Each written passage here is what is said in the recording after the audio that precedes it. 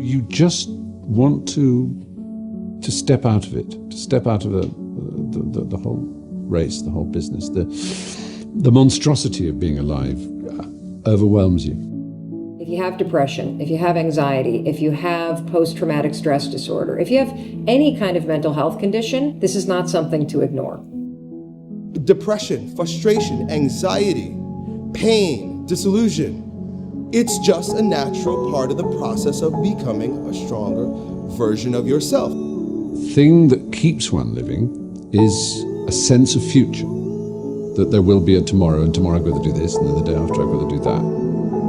Get started. And I'm going to tell you right now, it won't be easy. It will be hard because life is hard. That's what life is. With depression, one of the most important things you could realize is that you're not alone. I've been places and someone has said, well, you lost an arm and a leg, so you had a right to be depressed. And I stopped them. I was like, depression is real. No matter what you're going through right now doesn't mean that it's not going to end. I think too often we think about the stresses that we're dealt with right now, and we think that there's no light at the end of the tunnel. All that you can see is darkness, and everything that you try to do just kicks you right back in the face, and you just can't seem to get yourself up.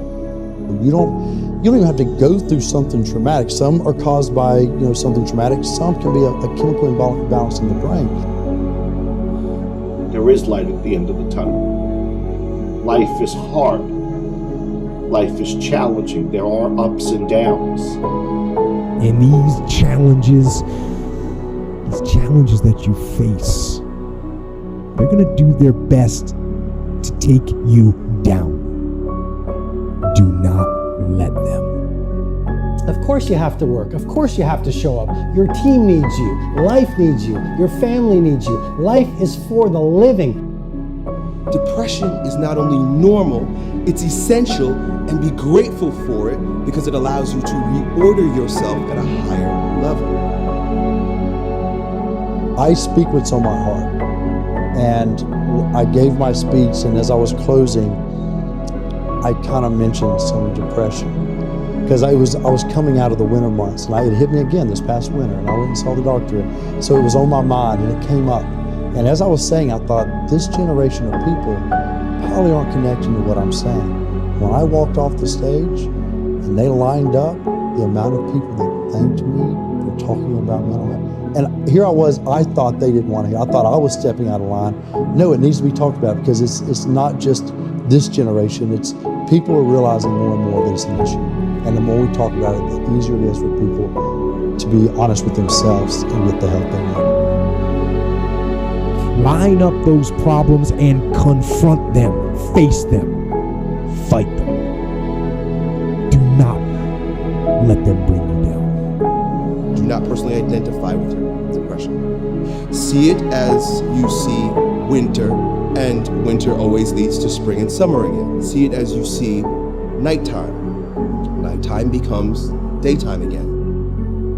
Hold on to that fundamental quality of faith. And on the other side of your pain is something good.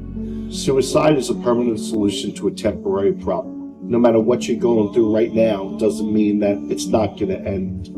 Stand up, dig in, let those challenges raise you up. Let them elevate you.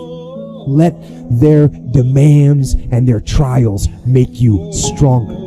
Adversity you face today turn you into a better person tomorrow. You are worth more than diamonds. All the diamonds in the world, you are so precious. Every single one of your heart, you can do something. Life is not always good. Life is always not rosy. Life is worth living. Take the time to rest. Because just what if that resting is the key to world-class producing? Get outside and exercise every single day as if your life depends upon it, because you know what? It does. Your brain needs it, your body needs it, your mental health needs it. this depression will pass. It will go away, and something much better will take its place. But for right now, all that you really need to know is that you have to make it through. There's one thing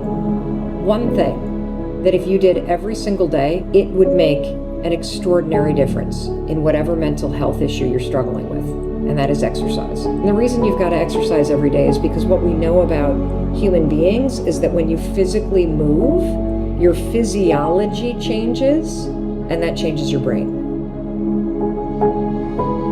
I assure you, the clouds will lift. Right, there is sunlight above the clouds. You're just looking at the clouds right now. And they will lift, and crisis has come to teach you the big lesson you're meant to learn to move to your next level in the next chapter of your greatest life. Getting your heart rate up, getting outside, breathing, feeling connected, getting out of your house, which may make you feel depressed and trapped. The man I am with you right now as I speak with as much authenticity as I know how to share is the result of my times in the valley of darkness.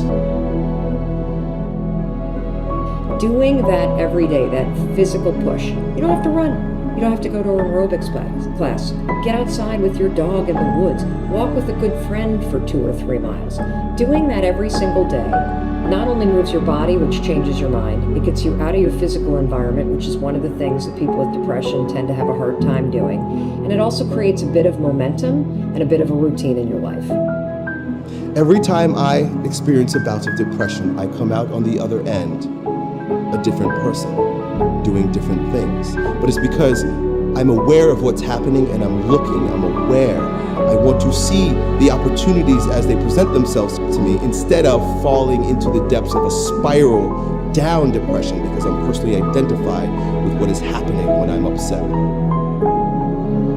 And your schedule is not full, and you actually feel like you're wasting your life because you're not this epic producer. What if those times were actually a different form of productivity? What if those times were actually being productive in a different way, where you're actually producing not in the world, but producing within yourself, producing strength, producing new insights, producing new ideas, producing new capabilities, producing new energies, producing new emotions, shifting from fear to love? Because when you go through difficult times, what do you really do if you feel your fear and your pain? You release it. It's out of your system, and you grow in love and bravery and strength. What does that do to your craft? What does that do to your power? What does that do to your bravery? What does that do to the light that you bring into the world? You become this incredible force that is undefeatable. I suggest to you that if you are facing a challenge, don't stop. Stay busy. Work your plan. Continue to do those things that you know that work for you after you have evaluated yourself in the situation. Continue to move. Stay busy, stay busy, stay busy. You are part of a larger cosmos, whether you know it or not. And communing with nature allows you not to see the bars of the prison cell, but the stars of the universe. And if you can connect with those every day, my dear friend, you will use your pain as an instrument for your greatest growth. And then you try something new. And then you'll also go to school and people will put you down and parents will tell you that you're a failure because you failed at a test. And you start believing the lies around you, saying that you're not good enough and no one's gonna want you and you'll never ever do anything good in your life and you'll never ever, achieve the dreams and goals that you wish you had done or wish that you could do. And these steps take you closer. That voice saying, you're not good enough, you're not good enough, you're not good enough, and all you need is one more step to fall. So you have a choice to know which step you're going to take today. I want you to know that no matter where you are in life, no matter how low you have sunk, no matter how bleak your situation, this is not the end. This is not the end of your story. This is not the final chapter of your life. I know it may be hard right now, but if you just hang in there, stick it out, stay with me for a little while, you will find that this tough moment will pass. And if you are committed to using this pain, using it to build your character, finding a greater meaning for the pain, you will find that in time, you can turn your life around and help others going through the same struggles.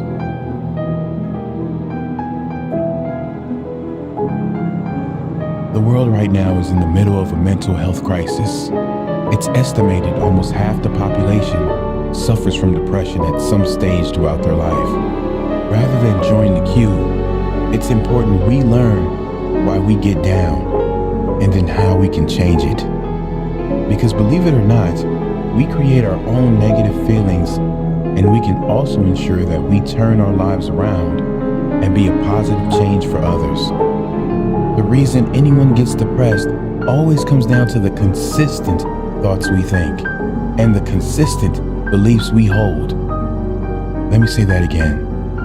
The reason anyone gets depressed always comes down to the consistent thoughts we think and the consistent beliefs we hold.